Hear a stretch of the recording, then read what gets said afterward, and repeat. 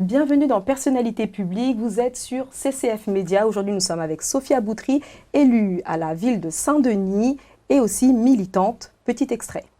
Merci beaucoup, Monsieur le Président, chers collègues. Comme vous l'avez présenté tout à l'heure et dit, le collectif Banlieue Capitale 2028 s'est déjà formé et a déjà travaillé sur cette candidature en rencontrant les acteurs de la culture depuis maintenant plus de 18 mois. Or, nous regrettons quand même de ne pas voir apparaître dans votre rapport la moindre référence à ce travail qui a déjà été élaboré avec ce collectif de villes et que vous avez rencontré.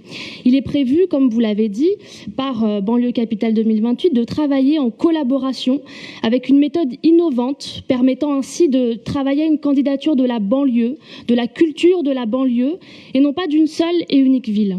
Cette vision d'une candidature archipel de villes de banlieue pour montrer à la France, à l'Europe et au monde la richesse culturelle de nos territoires a notre préférence. Bonjour Sophia Boutry. Bonjour. Merci d'avoir répondu à notre invitation. Merci à vous surtout pour l'invitation. Donc alors vous êtes élue à la ville de Saint-Denis, mais vous êtes aussi plus précisément je suis conseillère municipale à Saint-Denis et je suis également conseillère communautaire sur le territoire de Plaine Commune. D'accord. Comment vous en êtes arrivée à faire de la politique ? Alors j'ai fait de la politique un peu par hasard, j'ai découvert la politique locale à Saint-Denis, un peu dans mon parcours d'études. Et sinon, moi j'étais toujours intéressée par la chose publique dans le cadre de ma vie, en étant jeune, au lycée, puis ensuite à la fac, dans l'école que j'ai pu faire ensuite de relations internationales. Et en réalité, en 2012, je devais trouver un stage de fin d'études et j'ai un stage que je devais faire et il a été refusé et j'ai demandé au député de l'époque de Saint-Denis s'il cherchait une stagiaire. Le député de l'époque, c'était Patrick Braouzek qui a accepté. Je lui disais que j'étais en études de droit international et de relations internationales et que je pouvais l'aider sur ces sujets-là. Et il m'a du coup appelé pour me dire qu'il était c'était la fin de son mandat, c'était pour entre avril et juin 2012. Et donc j'ai accepté de faire les derniers mois de son mandat en tant que stagiaire. Et c'est là où j'ai découvert à la fois l'activité parlementaire, ce qu'était un député, à la fois la politique locale à Saint-Denis, donc les différentes forces politiques. Alors je savais que la ville est une ville de gauche, une ville communiste. Mais c'est comme ça que j'ai découvert aussi le Front de gauche, les différents partis, le parti de gauche, Ensemble, etc. Toutes ces composantes-là. C'est là où j'ai découvert tout ce monde-là. Et petit à petit, j'ai commencé à m'y intéresser et à me dire putain, c'est désolée du petit, mais vraiment à cet âge-là, je disais franchement, c'est exactement ça me représente et c'est vraiment ce que j'ai envie de faire. En tout cas, ce que j'ai envie de faire, c'est aider les habitants et les gens dans leur quotidien et améliorer à partir de politiques publiques ou autres, de petites interventions, la vie des gens. D'accord, et ça s'est traduit comment, cette passion au départ pour la politique ? Alors ça s'est fait surtout dans la pratique militante, donc là c'était un stage, ensuite j'ai continué, j'ai voyagé, puis après je suis revenue à Saint-Denis en 2013, 2014, et c'est là où j'ai beaucoup milité lors de la campagne municipale du maire de Saint-Denis de l'époque qui était Didier Paillard, et c'est là où j'ai découvert l'activité militante politique. Donc aller dans les marchés, tracter, c'est un exercice qui est hyper enrichissant parce qu'on voit les gens, il n'y a pas de mensonge, là c'est du face à face. On explique pourquoi le projet c'est le meilleur projet. Et on explique à chacun, tout en écoutant leurs difficultés aussi, comment est-ce qu'on peut faire en sorte d'améliorer leurs conditions de vie, comment on peut dans des politiques d'aménagement, de logement, sur la question de l'accès aux droits, comment est-ce qu'on peut les aider et quelle est notre vision aussi politique de la ville, comment est-ce qu'on veut faire la ville. Et là, on est clairement dans la quotidienneté des gens, ceux qui ne sont pas contents et qui vous disent « mais regardez où j'habite ». Enfin, bah ouais, mais nous on habite avec vous, donc bien sûr on voit ce que c'est. Et on voit que ça va pas. Et ben moi j'ai envie de vous aider, et ouais j'ai envie d'améliorer les choses. Donc là c'était beaucoup plus vivant et c'est comme ça que j'y suis arrivée un peu, on va dire, les mains dans le cambouis pendant les périodes électorales. C'est une super expérience en tout cas pour ceux qui veulent un peu voir comment on fait de la politique. C'est la vraie politique du quotidien, c'est la politique du militant. Ouais. Donc alors vous êtes militante communiste. Enfin, il y a un peu moins de communistes qu'avant, on va dire. Hein. C'est plus. Oui, c'est vrai. Voilà, c'est pas comme les anciens où ils étaient un peu plus nombreux. Comment en fait on arrive à sensibiliser les jeunes justement? Comment, par quelle réflexion vous les En réalité, les jeunes, enfin le mot communiste, c'est vrai que c'est un mot qui est un peu has-been pour certains, vieux, désuète, etc.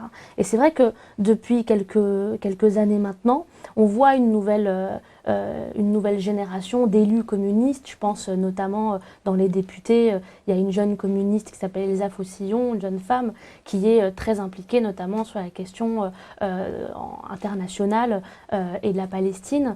Et il y a une question sur laquelle les jeunes sont hyper mobilisés, c'est celle de la justice sociale.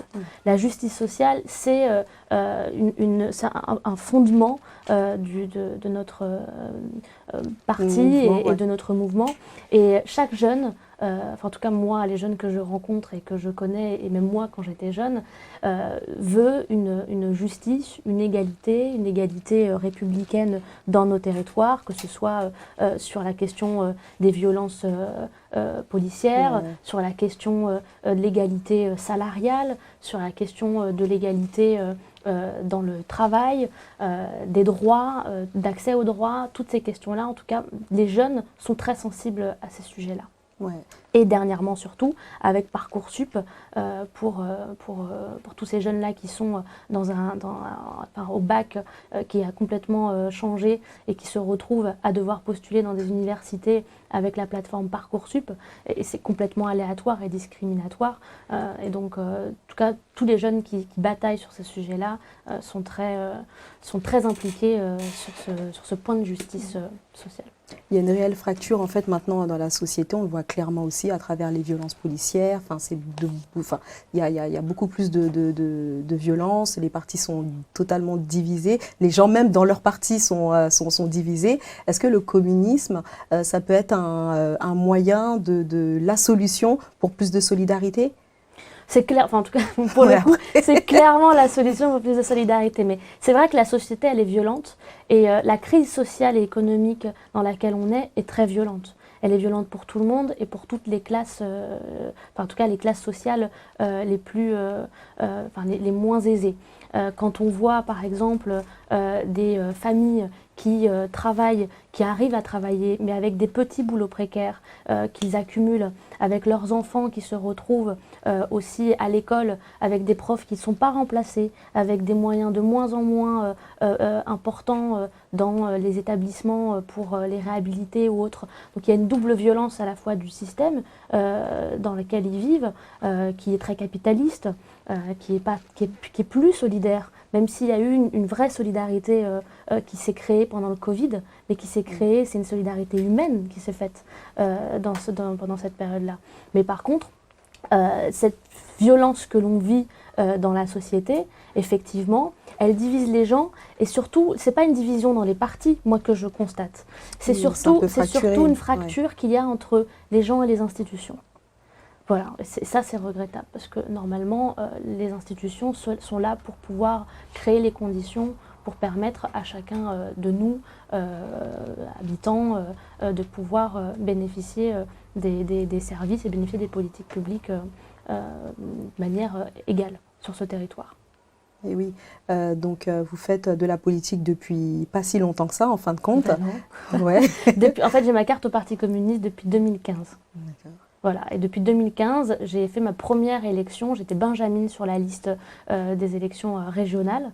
C'est une des premières interviews que j'ai pu faire, toute petite d'ailleurs, dont on a parlé tout à l'heure, qui est sur YouTube, où on m'a demandé mais pourquoi est-ce que je suis impliquée, pourquoi est-ce que je suis là. Exactement. Et j'avais répondu, si je me souviens bien, en fait je ne peux pas rester chez moi sans rien faire. Quand je vois ce qui se passe autour, quand je vois moi ma famille, quand je vois comment on vit à Saint-Denis, pour moi en tout cas c'est hypocrite de rester chez soi sans rien faire et regarder les choses se passer.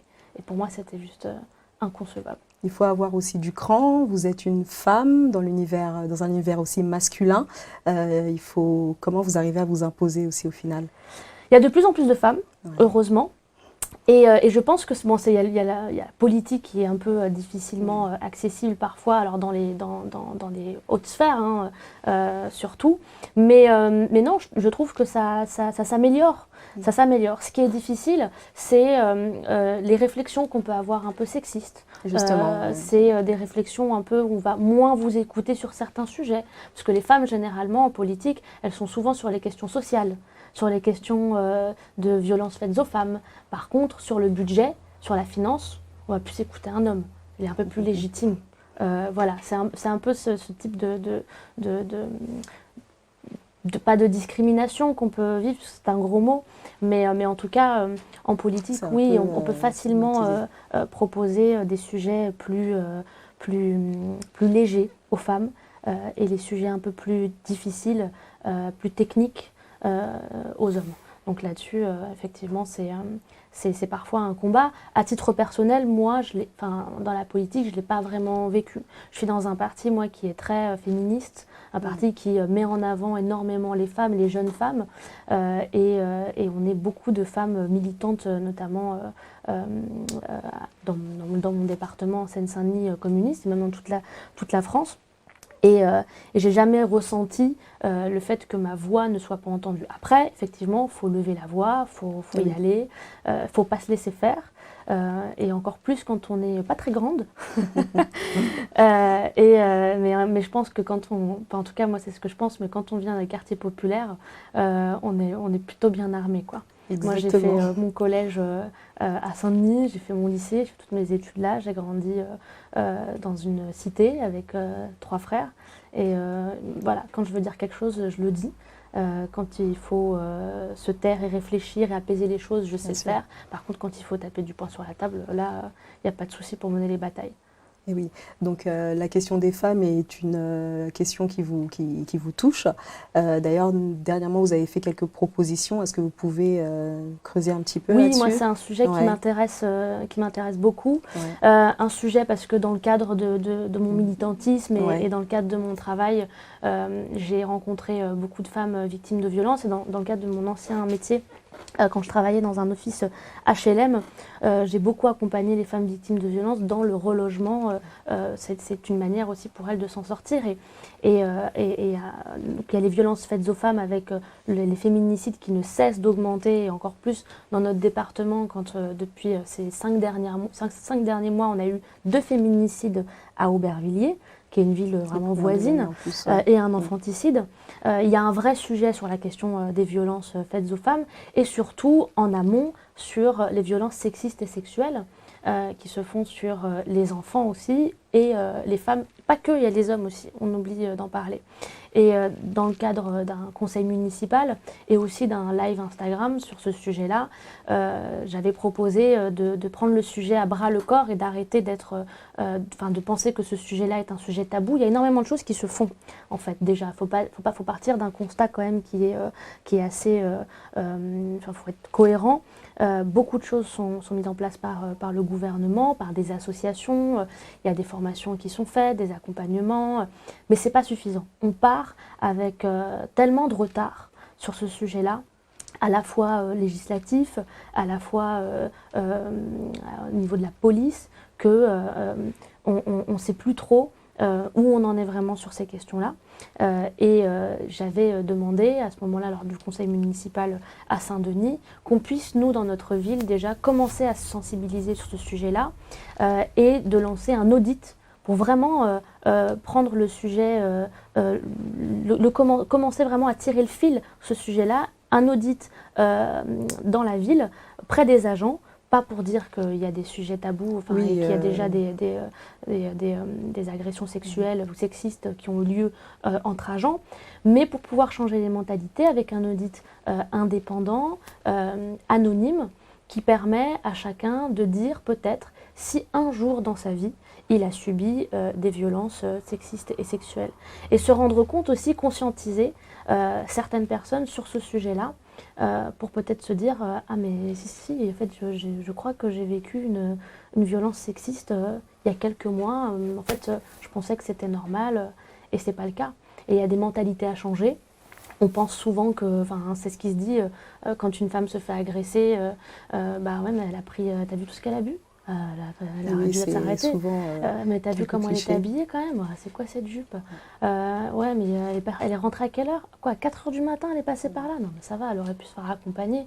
Voilà, c'est souvent, c'est la double peine que les femmes vivent sur ce sujet-là, et elles sont entièrement victimes de ces mentalités-là qui doivent changer, parce qu'on est dans une société en réalité qui est encore ancrée avec des mentalités très patriarcales et machistes. Donc c'est en parlant de ça avec des professionnels, avec les agents sur des formations qui doivent être mises en place, qui existent déjà, c'est pas nouveau, en tout cas il faut les continuer. Il faut élargir l'accès à ces formations-là aux responsables associatifs. Alors on est en pleine préparation des Jeux Olympiques. La question des violences sexistes et sexuelles dans le sport, c'est aussi un sujet. Donc c'est peut-être aussi le moment de sensibiliser ce sujet-là avec les JO qui arrivent. Approche, ouais. Et ensuite, moi j'avais fait une proposition, un truc aussi, quelque chose qui est beaucoup plus dans les quartiers, dans une démarche d'aller vers, de faire des assises avec à la fois les associations, les démarches quartiers et les familles sur ces sujets-là de violences sexistes et sexuelles qui doivent être abordés, je le répète, sans tabou. Bien sûr. Et pour finir, où est-ce qu'on peut retrouver toutes ces propositions? Sur une page Instagram Alors, il y a ces propositions-là, elles sont sur ma page Instagram et sur ma page Facebook, sur les différents discours que j'ai pu faire, notamment l'intervention en conseil municipal. Donc l'Insta Live que j'avais fait, il n'est plus disponible, mais par contre, il y en aura d'autres. Je conseille de voir une page qui est une source, une mine interminable d'informations très importantes. C'est le site de l'Observatoire des violences faites aux femmes du département de la Seine-Saint-Denis, qui a été créé par Ernestine Renet, qui est une très grande militante féministe, et dans lequel vous pouvez trouver à la fois différentes formations qui peuvent être faites sur la question des violences sexistes et sexuelles, violences envers les femmes, des numéros à appeler, des organismes, en tout cas pour les femmes qui sont victimes de violences, qui ont besoin d'être mises à l'abri d'urgence, de pouvoir être prises en charge tout de suite, et prises en charge à la fois pour être logées, puis un accompagnement psychologique, juridique, et un projet d'insertion, parce que c'est très difficile aussi pour les femmes victimes de violences de pouvoir retrouver ensuite un emploi et un équilibre. Et il y a également aussi plein de chiffres pour les personnes qui sont intéressées sur ce sujet-là, et travailler un peu sur le fond.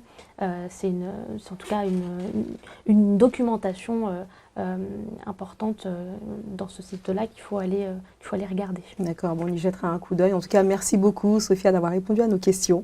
Merci en tout cas pour l'invitation. C'était avec grand plaisir. J'espère que vous avez appris quelque chose et que les personnes qui nous ont écoutés iront voir le site que je vous ai donné. Exactement, je pense que vous en avez inspiré et aidé plus d'un, je pense.